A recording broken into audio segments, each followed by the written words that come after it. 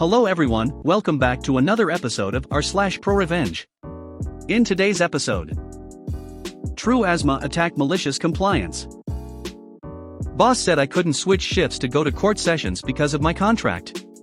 I complied. Giggle during a baptism? Get out. Don't mind if I do. Before we get started, make sure to subscribe so you will never miss a video. So let's get started. True asthma attack malicious compliance. Whole posting part about how I suck at typing and words are hard, and somehow I'm on a mobile device, even though I'm on a keyboard, yada yada yada. Post. I have asthma. Always have. Now there are varying degrees of asthma, the worst is considered having asthmaticus. Essentially this means the following. I would have an asthma attack 2 or more times a year. These attacks would result in hospital stays at a young age. I was provided a nebulizer to use at home, and I also had one which stayed in the nurse's office. Now since my youth, I have grown to the point where my asthma is more controlled, and with proper meds, I seldom wheeze now or have an episode. Thankfully, my last full-blown asthma attack was over a year ago, and only stirs when I'm ill with upper respiratory issues. Think the flu, colds, etc. When you grow up with asthma, as you have probably read in the other posts, you know when an episode is coming on. You know when it is getting worse, and you know when it is time to say fuck it, I don't want to die, nebulizer time. I didn't have many issues with teachers growing up. My mom was on the PTA, and was known throughout the schools I attended, and was very much a helicopter parent. I didn't even think there could be issues with taking my meds until I was in my early 20s working at a collections call center. We had a team lead we will refer to as EB, entitled Bitch. EB had a propensity to tell you what you were doing/experiencing, and if you didn't do what she would do, how she would do it, then you were clearly doing it wrong. She was a micromanager like no other, and she and I'm extremely stubborn when it comes to being micromanaged, had a few altercations. To put things in context, here are a few things we clashed on in the course of the first year I was there. We were allowed personal items to entertain ourselves while we worked. EB had the nerve/gumption to think that she was allowed, and had the power to snatch anything she wanted and place it in her drawer. Like we were 5. I had a red stress ball I would juggle while working. One day while tossing it up not too high and catching it, she thought it would be a good idea to snatch it mid-air and walk it to her desk. I placed the call on hold, walked down the aisle, opened her drawer, and took it back. I then took a picture frame from her desk and took it back to mine. She didn't have much of a leg to stand on when we spoke to the floor's VP later on. I got to keep my stuff. She would walk up to you mid-conversation and start talking behind you, leading what you were saying.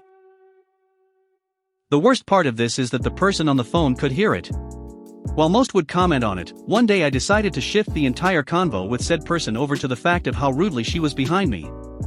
I basically sat down, turned my chair to face here and remarked to the person on the phone how yes, it is rude to interrupt our conversation. Why yes, we do have a good rapport. No, I would never ask you to pay that much up front, that would be asinine based upon what you have told me you are going through financially. Once again, she backed down.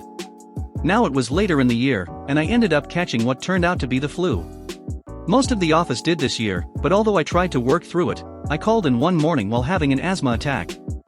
Now I don't know about everyone else with asthma, but this is how an asthma attack works for me. It's not that you cannot breathe in, you can't breathe out. It takes a ton of focus and effort to push the air in your lungs out, so you can inhale a full breath of air. This is worsened by the fact of your airways being constricted by your overactive bronchial tubes, and made even worse when you are already lightheaded, and a coughing fit can lead to you dang near passing out. What it sounds like. Imagine having just run until you can't breathe anymore, now at a cough that won't let you inhale all the way. That's how you sound on the phone. I left a message on the call-in line, and took another treatment. The attack started after work the previous day, so I had been up mostly all night taking treatments every 4 hours. I was exhausted, ill, and short-fused. This is when EB decided to contact me and inform me that she didn't see my asthma as that debilitating, and I needed to be in the office within 10 minutes as she knew how close I lived. Now arguing while having an asthma attack is terrible, and try as I may, she just kept cutting me off. Happy that she could get a word in edgewise with me unable to really talk back as she put it. So I capitulated. I got up, put on whatever was close by and slowly made my way to work.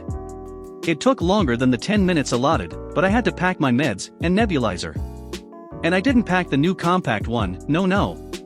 I packed my boy blue. As I said earlier, I have had asthma since I was born. So I have multiple nebulizers, but good old blue is the oldest. This 10-pound beige block of plastic is a 1-foot cube, with the loudest air pump in it that I owned. Not only was it loud, but it shook like a $400 women's magic wand. Old Blue was a marvel of late 1970s, early 1980s nebulizer engineering. However, in the mid-2000s it was a massive gigantic noise-making vibration machine that had no place anywhere near an office. I walked in looking like death. Walked past EB with her shit-eating grin and sat down at my desk like a good boy. As you can imagine, the first 2 hours on the phone were god-awful. I could barely reply to anything, and spent much of the time at my desk checking my fever, taking meds and waiting. 'Cause I had my ace. Right before the 4-hour mark, when I could no longer afford to wait, I broke out Old Blue. I had it in a duffel bag I sometimes carry to work. All of the people next to me just stared while I sat up this Goliath of a machine. Filled in my meds, put the mouthpiece in my mouth, and hit start on a double treatment. Imagine being at your desk. Imagine being right near closing that big commission-making deal when this starts. And this is quite. Old Blue shook the pens off of my desk, and the one on the other side of the wall it was touching. Everyone within earshot had to hit mute. I essentially stopped 2 or 3 teams of 40 people from being able to work. Not only did the teams hear it, EB heard it, and so did the VP. EB walked over and tried to ask me to turn it off, but I just stared at her. See, you shouldn't talk whilst taking your treatment. That is a waste. Waste not, want not. Suffice to say, it didn't take the VP more than 5 minutes to say I could go home, but I had to finish my treatment, or I wouldn't be able to drive home. So there I sat, mid-call center floor, on Old Blue for the next 20 minutes. I was able to breathe a little better, thank the VP, and went on home for the next 3 days. My attacks always have lasted 3 days of suck, and 1 day of recovery. When I got back to work, the VP apologized for EB's behavior. He informed me she had been reprimanded and forced to take a sensitivity class and a managerial course. Also, I had been bumped up to another team with a more chill manager, we will call AM for awesome manager. EB never spoke to me again, but no one ever questioned whether or not I was sick again either. All MC with no hospital. Win-win. Boss said I couldn't switch shifts to go to court sessions because of my contract. I complied. When I was in the last couple years of college, law school, not in USA, I got a part-time internship in the state attorney's office in my town. I had an immediate boss who was as close as possible to a friend. He always complimented my work and taught me a lot. But his superior, the attorney chief, it's hard to translate these job names, I'll just call him chief from now on, was another case. He was a methodical guy who liked to boss people around just for the sake of being a pain in the ass. There were other interns my age, and even younger ones from high schools, part of a program from the government. The younger, high school interns would do activities such as printing, copying, and the most annoying accompanying the office's clerk to the courthouse, in order to carry all the tax enforcement papers in a cart. This will be important later. The attorneys often came in late or went out early for court appointments, so I would be left alone working in my room most of the afternoon, writing tax enforcement procedures. I had class at night and worked in the afternoon. Eventually, I had to switch my shift around so I could watch court sessions as a requirement to graduate. The court sessions were always in the afternoon.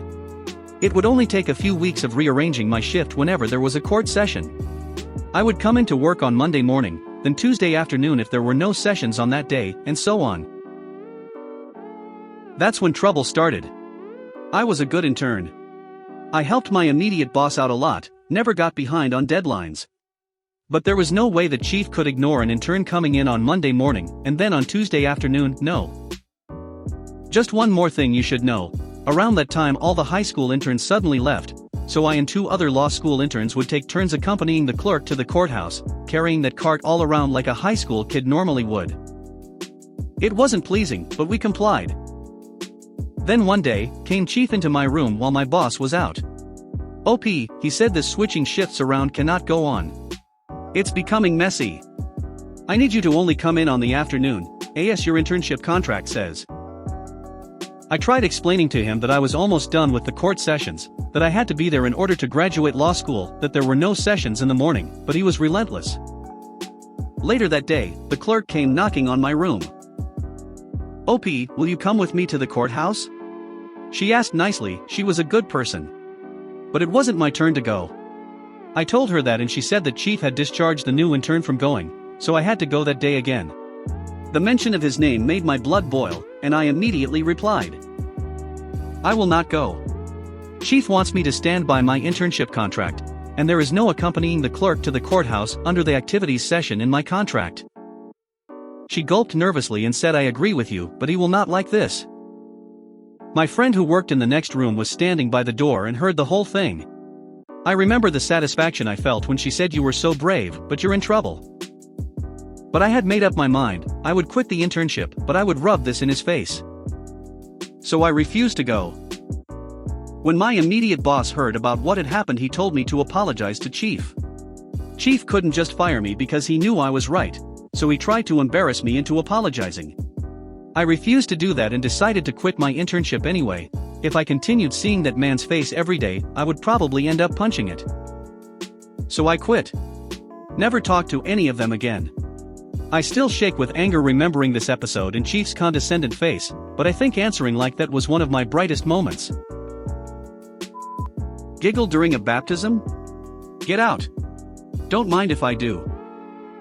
I was not raised in a religious family, nor was I exposed much to many religious people growing up.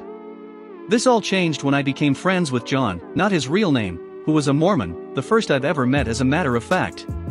He didn't seem to take much interest in the church like his mother, who was 100% all in and a bit of a Karen. I knew nothing of Mormonism, and being a dumb kid, I never really cared to ask. Fast forward a year into being friends and I'm spending the afternoon at his house, riding bikes and jumping on trampoline when his mom comes up in her normal spasmodic self telling us we must follow her over to the church, we can't be left alone, and it's John's brother's baptisms. Cool, it didn't really matter, the church was 2 blocks from their house, so we raced her stupid minivan on our bikes and beat her. Score. We throw our bikes in shrubs and are lead into the church. It didn't seem odd and smelled very nice. John and I both got excited over the prospect of food. We are shown into another room, with a TV wheelie cart that you would see in middle school in the 90s with a box TV and a VCR underneath. We both took seats, trained like seals to enjoy the chance to watch a movie from public school. Looking around, I notice a little pool area at the far area of the room but thought nothing of it. Enter some guys in suits, John's mom with a big beaming smile on her face, and a few other people. I was pretty distracted at this point, but the guy basically said we would watch some movie, then the ceremony would happen, and then snacks. The lights went down and they turned the TV on and started the tape. The screen flashed from the 03 blue screen to a desert scene. It was bright orange, with a bright blue sky behind it, like you would see on old westerns, even with a music that wasn't full-blown cowboy ditty, but was rustic and fit the scene perfectly. Unlike westerns thought, about 20 seconds, when the cowboy would normally be walking up from the wavy heat ray distance, it was none other than Jesus H. Christ, just strolling on across the screen. John and I damn near died laughing. We are doubled over laugh, we just couldn't stop. I tried to divert my eyes, but it was entirely too much to handle, and if I watched the screen for a second, it would be entirely new fits of laughs. John's mom went cherry red, trying her best from going totally ballistic, telling us to get out of the room while dragging us out. We giggle as we get out of the room, the show still going as the doors closed, Wild West Jesus still at it. We are now laughing in the hall to ourselves, reminding each other how funny it was.